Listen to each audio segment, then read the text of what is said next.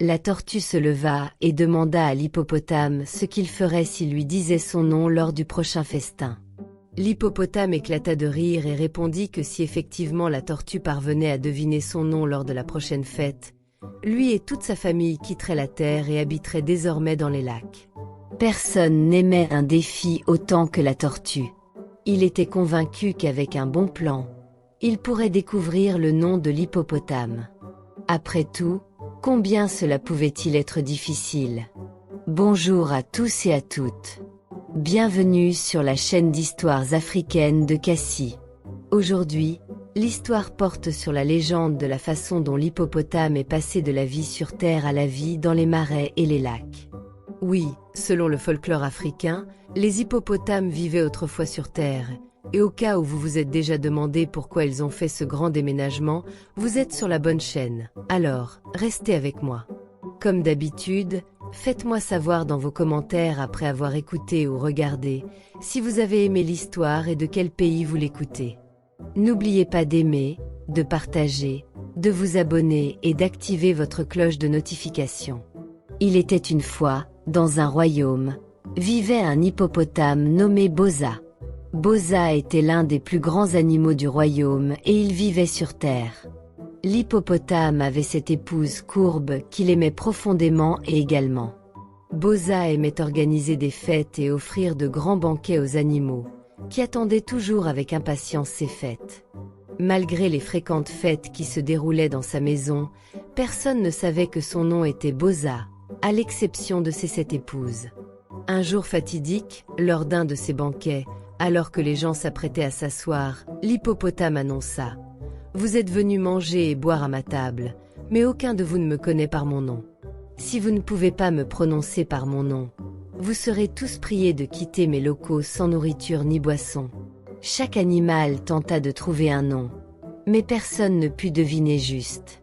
Comme ils ne pouvaient pas deviner son nom, ils durent être escortés hors des locaux de l'hippopotame, laissant derrière eux toute la bonne nourriture et les boissons. Mais avant de partir, la tortue se leva et demanda à l'hippopotame ce qu'il ferait s'il lui disait son nom lors du prochain festin. L'hippopotame éclata de rire et répondit que si effectivement la tortue parvenait à deviner son nom lors de la prochaine fête, lui et toute sa famille quitteraient la terre et habiteraient désormais dans les lacs. Personne n'aimait un défi autant que la tortue. Il était convaincu qu'avec un bon plan, il pourrait découvrir le nom de l'hippopotame. Après tout, combien cela pouvait-il être difficile? Or, il était de coutume pour l'hippopotame et ses 7 épouses de se rendre chaque matin et soir à la rivière pour se baigner, passer du temps ensemble et de boire. La tortue connaissait bien la routine de Boza et de ses épouses, car elle les avait aperçues à la rivière à plusieurs reprises.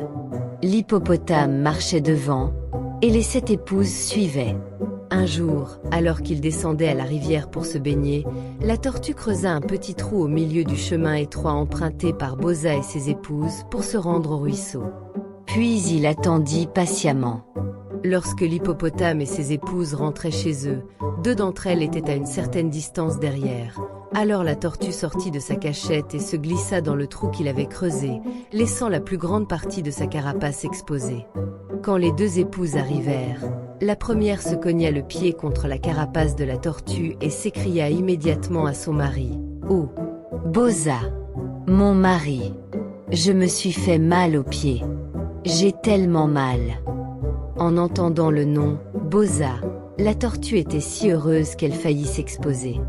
Il avait découvert le nom de l'hippopotame. Boza, quel nom étrange pour un hippopotame. Il était impatiente d'assister au prochain festin où il ferait la grande révélation.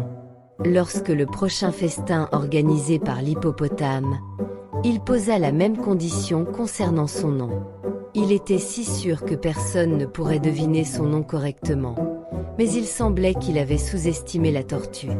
À peine Boza avait-il fait l'annonce que la tortue se leva et dit « Promets-tu de ne pas me tuer si je te dis ton nom ?»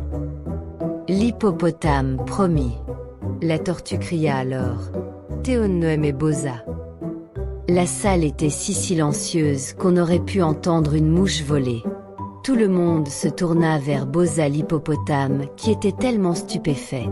Comment ce filou de tortue avait-il pu découvrir son vrai nom? Il se rendit compte qu'il avait vraiment sous-estimé la tortue. Et comme il était un hippopotame de parole, il ne pouvait pas revenir sur sa promesse.